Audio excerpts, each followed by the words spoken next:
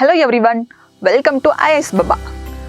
ನಮ್ಗೆ ಈಗಾಗಲೇ ಮಾಹಿತಿ ಇರುವಂತೆ ಕರ್ನಾಟಕ ಲೋಕಸೇವಾ ಆಯೋಗದಿಂದ SDA ಮತ್ತು FDA ಹುದ್ದೆಗಳಿಗೆ 1000 ಹುದ್ದೆಗಳನ್ನ ಕರೆಯಲಾಗುತ್ತೆ ಅಂತ ಮಾಹಿತಿ ಇದೆ. ಅದಕ್ಕೋಸ್ಕರ ನಾವಿವಾಗ SDA ಮತ್ತು FDA ಹುದ್ದೆಗಳಿಗೆ ಯಾವ ರೀತಿಯ ಸಿಲೆಬಸ್ ಇರುತ್ತೆ ಅಂತ ನೋಡ್ಕೊಂಡ್ ಬರೋಣ. ಮೊದಲನೇದಾಗಿ SDA ಹುದ್ದೆ ಬಗ್ಗೆ ನೋಡೋಣ. SDA ಅಂದ್ರೆ ಸೆಕೆಂಡ್ ಡಿವಿಷನಲ್ ಅಸಿಸ್ಟೆಂಟ್ಸ್ ಅಂತ. ಈ ಎಕ್ಸಾಮ್ ಅಲ್ಲಿ 3 ರೀತಿಯ ಪರೀಕ್ಷೆಗಳನ್ನ ಬರೆಯಬೇಕಾಗುತ್ತೆ. ಅದರಲ್ಲಿ ಮೊದಲನೆಯದು ಕಡ್ಡಾಯ ಕನ್ನಡ, ಎರಡನೇ ಎಕ್ಸಾಮ್ ಬಂದ್ಬಿಟ್ಟು ಸಾಮಾನ್ಯ ಅಧ್ಯಯನ GK ಪೇಪರ್ ಇರುತ್ತೆ, ಮೂರನೇದು ಕಮ್ಯುನಿಕೇಶನ್ ಪೇಪರ್ ಇರುತ್ತೆ.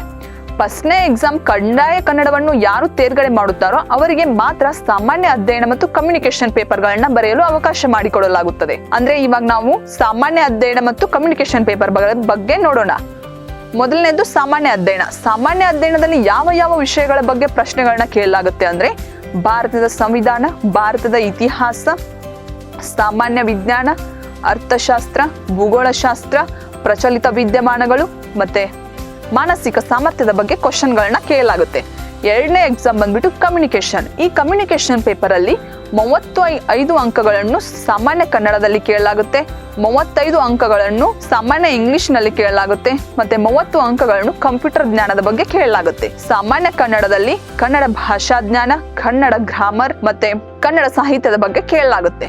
ಇಂಗ್ಲಿಷ್ ಗ್ರಾಮರ್ ಮತ್ತೆ ಇಂಗ್ಲಿಷ್ ವೊಕ್ಯಾಬ್ಯುಲರಿ ಬಗ್ಗೆ ಇಂಗ್ಲಿಷ್ಗೆ ಅಂತ 35 ಅಂಕಗಳಿಗಿರುತ್ತಲ್ಲ ಆ ಎಕ್ಸಾಮ್ ನಲ್ಲಿ ಕೇಳಲಾಗುತ್ತೆ.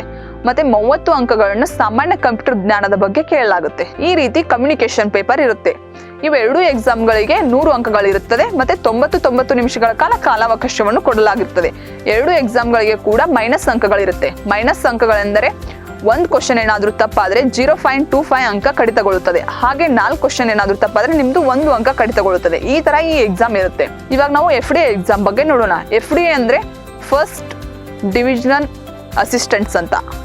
ಈ ಎಕ್ಸಾಮ್ ಬಂದ್ಬಿಟ್ಟು ಸೇಮ್ ಇದು 3 ಪರೀಕ್ಷೆಗಳನ್ನ ಹೊಂದಿರುತ್ತೆ. ಕಡ್ಡಾಯ ಕನ್ನಡ, ಸಾಮಾನ್ಯ ಅಧ್ಯಯನ ಮತ್ತು ಕಮ್ಯುನಿಕೇಶನ್ ಪೇಪರು. ಸಾಮಾನ್ಯ ಅಧ್ಯಯನದಲ್ಲಿ ಯಾವ ವಿಷಯಗಳ ಬಗ್ಗೆ ಕ್ವಶನ್ಗಳನ್ನ ಕೇಳಲಾಗುತ್ತೆ ಅಂದ್ರೆ ಭಾರತದ ಇತಿಹಾಸ, ಭಾರತದ ಸಂವಿಧಾನ, ಅರ್ಥಶಾಸ್ತ್ರ, ಸಾಮಾನ್ಯ ವಿಜ್ಞಾನ, ಭೂಗೋಳಶಾಸ್ತ್ರ, ಪ್ರಚಲಿತ ವಿದ್ಯಮಾನಗಳು ಮತ್ತೆ ಮೆಂಟಲ್ ಎಬಿಲಿಟಿ ಬಗ್ಗೆ ಕ್ವಶನ್ಗಳನ್ನ ಕೇಳಲಾಗುತ್ತೆ.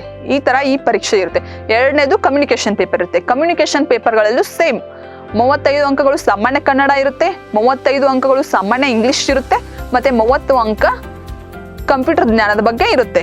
ಈ ಎಕ್ಸಾಮ್ ಅಲ್ಲೂ ಸೇಮ್ ಸಾಮಾನ್ಯ ಕನ್ನಡ ಏನಿರುತ್ತಲ್ಲ ಇದರಲ್ಲಿ ಕನ್ನಡ ಭಾಷಾ ಜ್ಞಾನ, ಕನ್ನಡ ವ್ಯಾಕರಣ ಮತ್ತು ಕನ್ನಡ ಸಾಹಿತ್ಯದ ಬಗ್ಗೆ ಪ್ರಶ್ನೆಗಳನ್ನ ಕೇಳಲಾಗುತ್ತೆ.